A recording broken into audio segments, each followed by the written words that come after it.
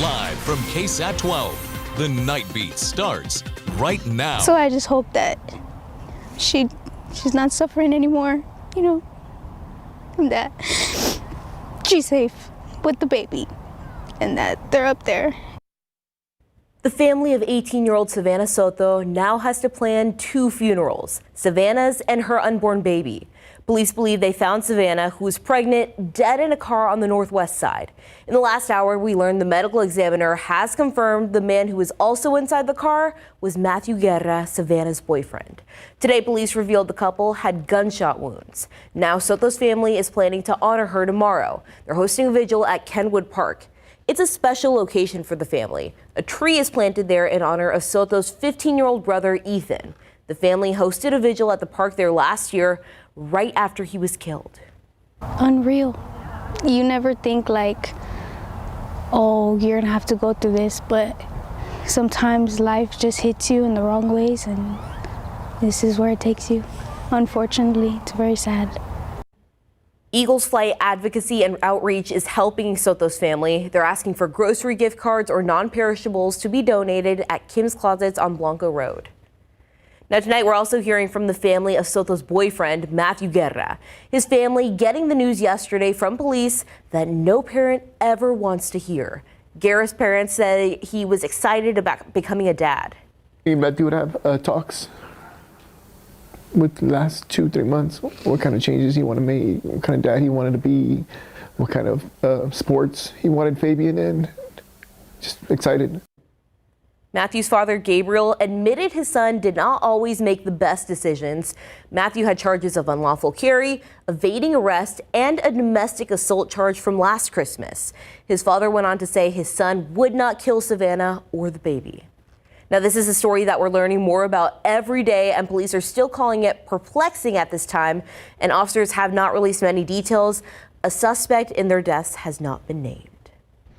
Now, we followed this story for days now. We'll have up-to-the-minute details on everything as we continue to learn more about this tragic story. Just follow along on our website, KSAT.com. A woman will face more than a decade behind bars for her role in the death of a 19-year-old. Natalie Carrington is one of 6 people charged in the robbery and shooting of Jasmine Williams in July of 2020. Initially, Carrington and her co-defendants faced capital murder charges. However, all have taken pleas for lesser charges. The victim's sister says justice was not served. Justice really failed the judge, the prosecutor. I feel like he could have did more work, but he came in late. So there's a lot of stuff that wasn't said, a lot of stuff that was hidden, put under the rug, and yeah, it was failed. Carrington was sentenced to 15 years in prison. Both the defense and prosecution pointed to the fact her testimony before the grand jury helped to re-indict the shooter, Kyle Phillips, after his charges had been dismissed. A woman is dead tonight and 2 others recovering after an early morning fire tore through a home in southeast Bexar County. It happened around 3 this morning on Trout Lane near South Presa Street near Old Corpus Christi Road. This is what it looked like this morning. Crews say the 62-year-old woman was pronounced dead at the scene. The other 2 people who were inside the home, they're all in the hospital tonight. We're still working to learn more about how they're doing. At this time, crews don't know what sparked the flames.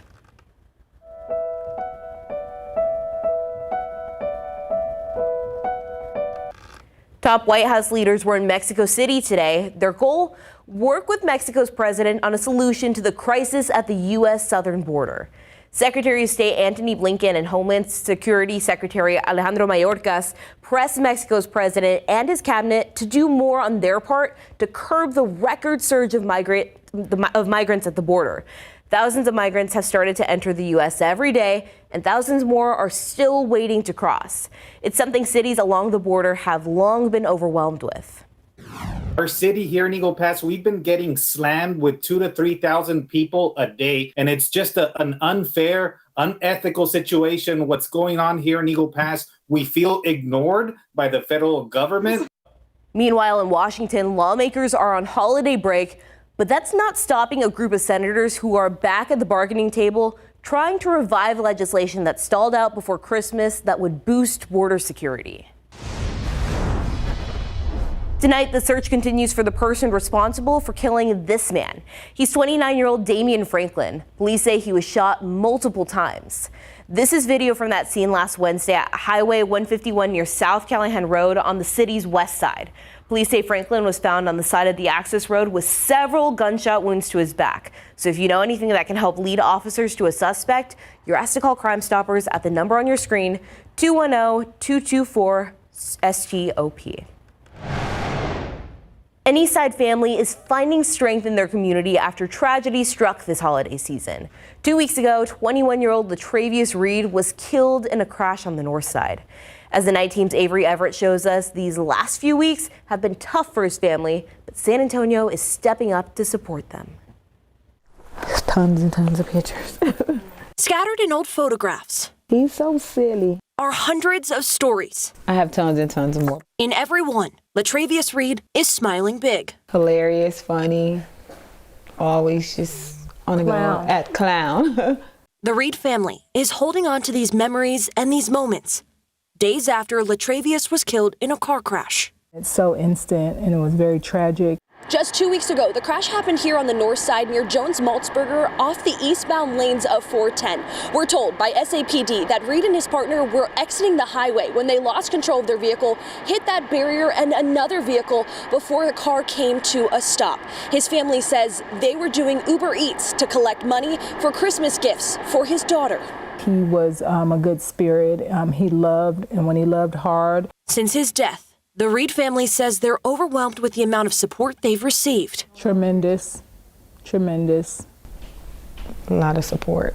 And the community here in San Antonio is stepping up to help. So many people have reached out because just one of the things that the family wanted to do was make sure that London had a really good Christmas. Hundreds of presents, all donated for Latrius' 2-year-old daughter, London. It's so many different people that don't even know her that have just stepped up. His family says nothing will bring their son back, but the legacy Latrius left on his community is clear. So that just showed the kind of person he was. The Reed family says his legacy will live on through his daughter, London, and through his skills out on the football field. He played here at Sam Houston, and KSAT 12 even did a player profile on him back in 2019. For that and more of his story, we have it all already on KSAT.com. Avery Everett, KSAT 12 News. Now for a look at the biggest headlines in your Nightbeat News Flash. 6 people are dead after a head-on crash in Cleburn, a town just south of Fort Worth.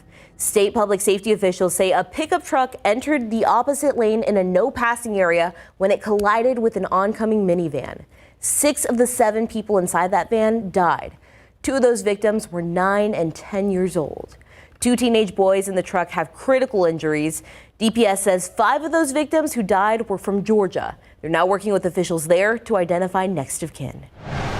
A North Texas high school soccer coach was arrested and accused of using a school credit card at a Houston strip club. J.D. Bales was arrested last week and charged with theft of property, and Bales resigned back in September after the Bridgeport ISD discovered charges of $5,400 at the Men's Club of Houston while Bales was attending a coach's clinic. Now, this isn't the first issue Bales ran into while coaching. Last spring, 6 of his student athletes were suspended and arrested on misdemeanor hazing charges. Comedian Tom Smothers, co-host of the Smothers Brothers Comedy Hour, has died. The National Comedy Center announced Smothers died Tuesday from a battle with cancer. Tom and his brother hosted their groundbreaking comedy show for 4 years before it was abruptly canceled in 1970. Smothers was 86. And that's a look at your Nightbeat News Flash. Rich Simpson is pretty open about his struggle with PTSD. His journey has inspired a song. We're going to tell you how you can listen to it. The stage is set for the Valero Alamo Bowl, and one player got a big surprise ahead of the big game. You're not going to want to miss this moment. It's next on the Nightbeat.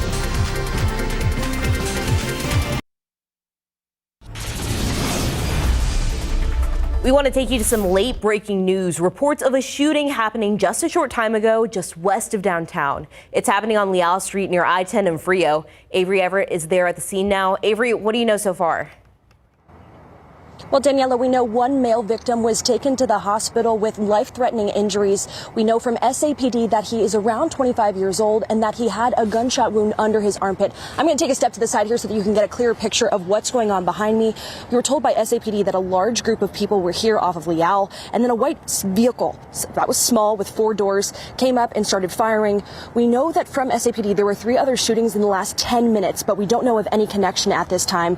SAPD is still trying to figure out if the victim did fire back. We were told that there were multiple different shell casings out there. Obviously, they're still investigating.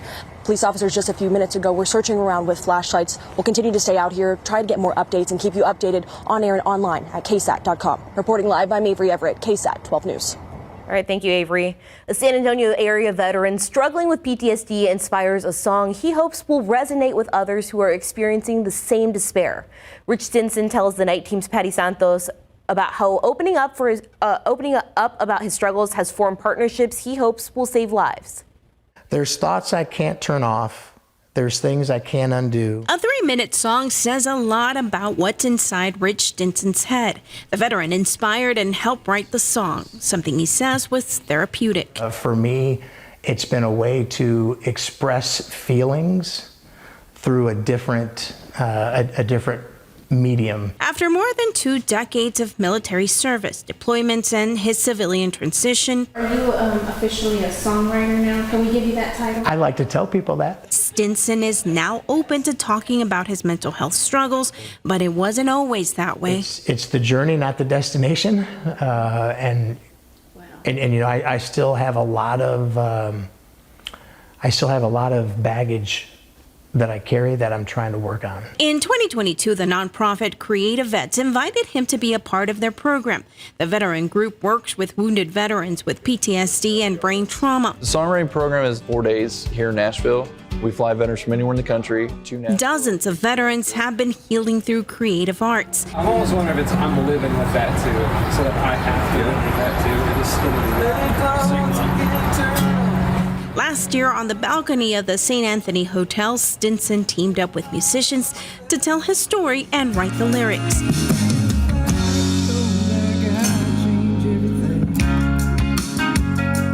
His song, I Change Everything, played by Love and Theft, was released in November of this year. And now the next step is, through Creative Vets, I'm actually learning how to play the guitar with an ultimate goal of being able to play my song. Learning the guitar is a lot like his mental health, still a work in progress. That's terrible. But for him, what matters the most is that his song tells other veterans they're not alone. There are so many different songs that veterans have written that I can instantly relate to. Is there a phrase to listen to songs by veterans? You can. It's Alexa play music by veterans, and it will pull up Creative Vets. I often say, "Hey Siri, play Creative Vets." Patty Santos, KSAT 12 News. It's bowl season, and tomorrow night, the 12th-ranked Oklahoma Sooners will take on the 14th-ranked Arizona Wildcats in the Valero Alamo Bowl. And tonight, one Wildcats player got a pretty big surprise.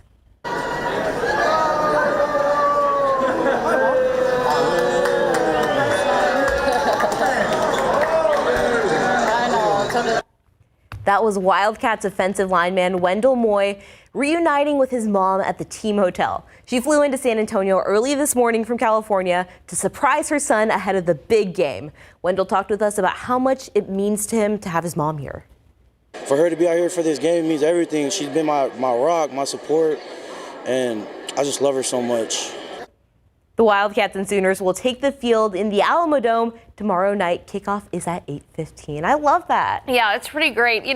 We have so many people that are visiting San Antonio over the next couple of days.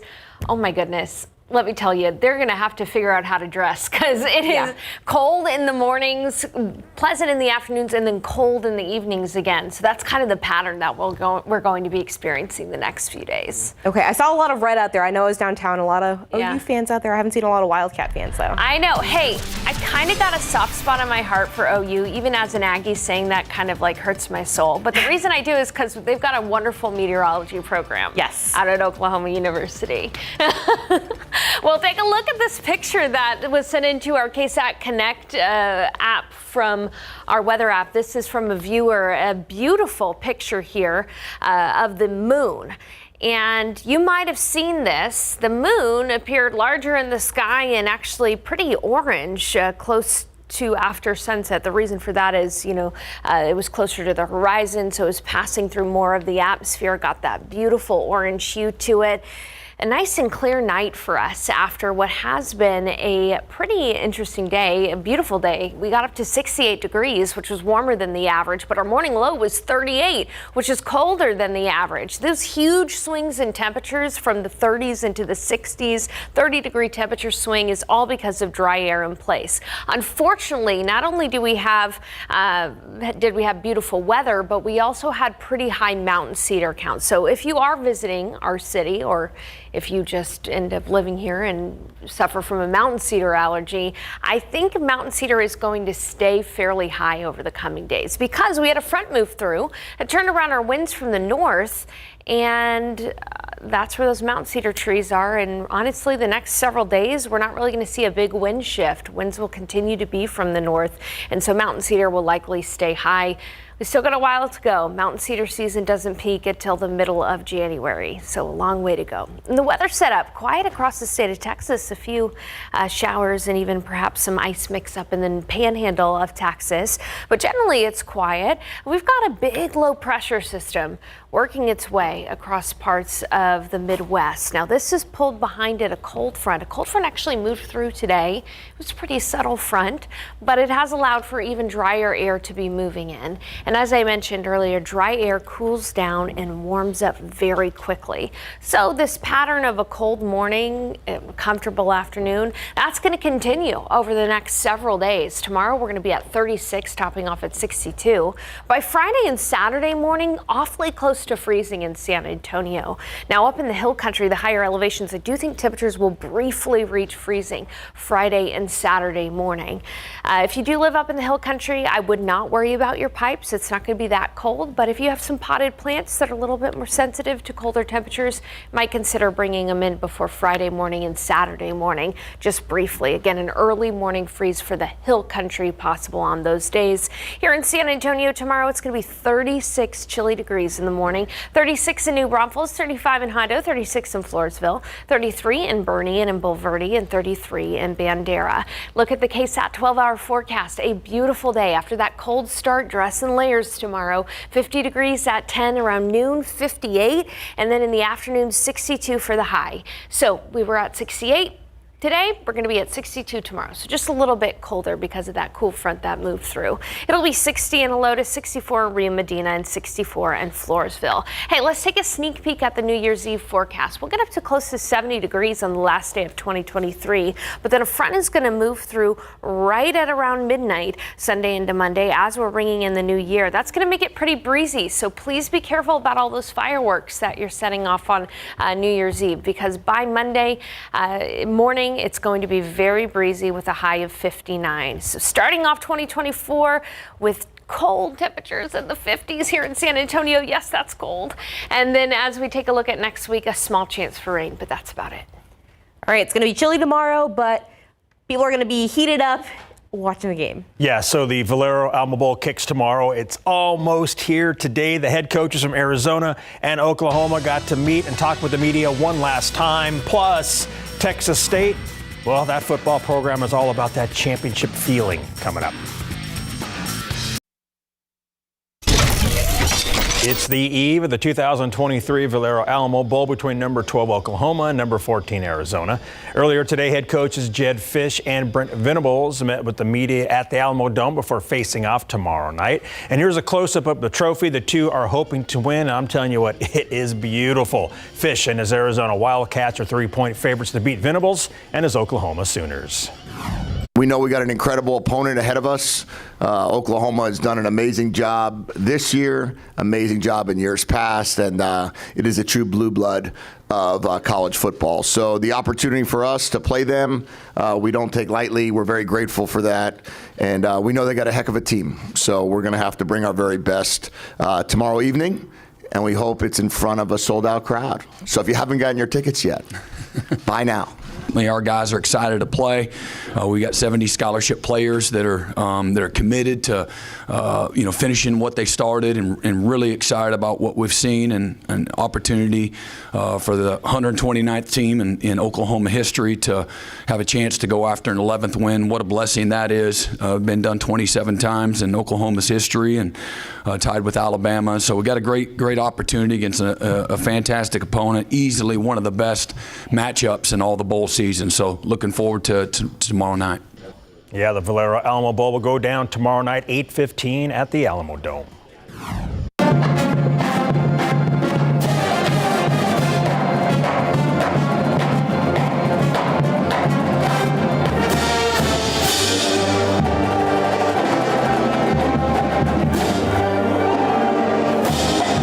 After the coach's presser, it was time for the kickoff luncheon presented by USAA at the Marriott River Center Ballroom. Both the Sooners and Wildcats enjoyed some grub in their final non-football event before squaring off in the Valero Alamo Bowl tomorrow night.